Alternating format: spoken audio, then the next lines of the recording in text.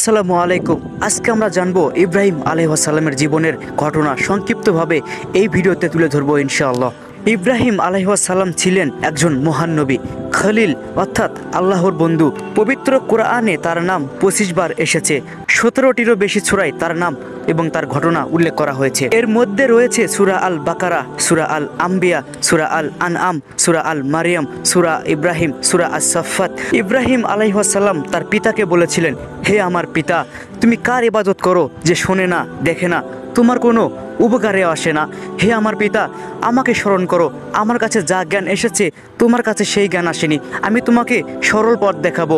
হে আমার পিতা, শয়তানের ইবাদত করো না, নিশ্চয়ই শয়তান দয়াময় আল্লাহর অবাধ্য। হে আমার পিতা, আমি ভয় করি যদি আল্লাহর কোনো আযাব তোমাকে স্পর্শ করে আর তুমি শয়তানের সঙ্গী হয়ে যাও। পিতা বলল, হে ইব্রাহিম, তুমি কি আমার উপাস্যদের থেকে মুখ ফিরিয়ে নিচ্ছ?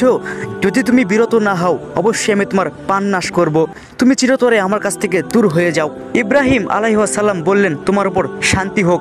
আমি আল্লাহর কাছে তোমার জন্য ক্ষমা প্রার্থনা করব। নিশ্চয়ই আল্লাহ আমার প্রতি মেহেরবান। সূরা আল মারিয়াম আয়াত 41 থেকে 48 পর্যন্ত আপনারা পড়ে দেখবেন। একদিন সবাই বড় পূজা করার জন্য বাড়ি ঘর ছেড়ে চলে গেলেন, কিন্তু ইব্রাহিম আলাইহিস সালাম যাননি।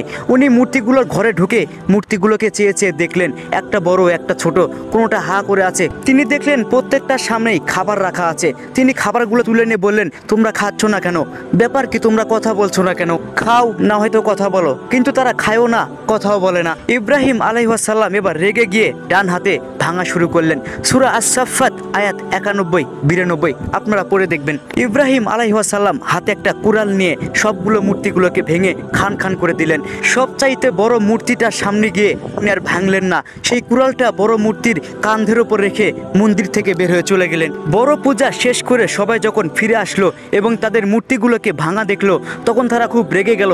তারা জিজ্ঞাসা করলো একে অপরকে, কে করেছে এটা? তাদের মধ্যে একজন ভেবে বলল যে, আমি একটা ছেলেকে দেখেছিলাম, তার নাম ইব্রাহিম। সে খুব রেগেছিল এই মূর্তিগুলোর উপর। তারা সবাই ইব্রাহিম আলাইহিস সালামকে ধরে নিয়ে আসলেন আর বললেন, তুমি কি আমাদের মূর্তিগুলোকে ভেঙেছো? ইব্রাহিম আলাইহিস সালাম বললেন, আমি ভাঙিনি। ওই বড়টাকে জিজ্ঞাসা করো, বড়টাই সবগুলোকে ভেঙেছে। এই কথা শোনার পর তারা সবাই মাথা নিচু করলো। একটু পরে মাথা তুলে বলল, ইব্রাহিম, তুমি তো জানো যে এরা কথা বলতে পারে না।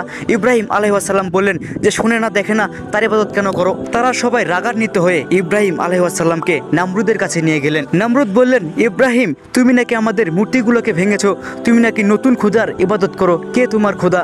কোথায় থাকে সে? আমার চেয়ে বড় খোদা আর কে হতে পারে? ইব্রাহিম আলাইহিস সালাম বললেন, আমার খোদা প্রতিদিন পূর্ব দিক থেকে সূর্য ওঠায়, পশ্চিম দিকে ডুবায়। নমরুদের সাথে ইব্রাহিম আলাইহিস সালামের অনেক কথা হয়েছিলেন। এক পর্যায়ে নমরুদ খুব রেগে গেলেন, বললেন, একে আগুনে নিক্ষেপ কর, একে পুড়িয়ে মার। ইব্রাহিম আলাইহিস সালামকে যখন আগুনে ফেলে দেওয়া হলো, তখন আল্লাহ বললেন, হে আগুন, তুমি ঠান্ডা হয়ে যাও, শীতল হয়ে যাও, আমার ইব্রাহিমের যেন একটা পশম না পড়ে। আপনারা কি ভাবছেন বানিয়ে বলছি? আমি বানিয়ে বলি নাই। সূরা আল আম্বিয়া আয়াত 57 থেকে 67 পর্যন্ত আপনারা পড়ে দেখবেন। আমি শুধু সংক্ষেপে বলে দিলাম আপনাদেরকে। ইসলামকে প্রচার করার জন্য অবশ্যই চ্যানেলটাকে সাবস্ক্রাইব করবেন। আবার দেখা হবে নতুন আরেকটা ভিডিও নিয়ে।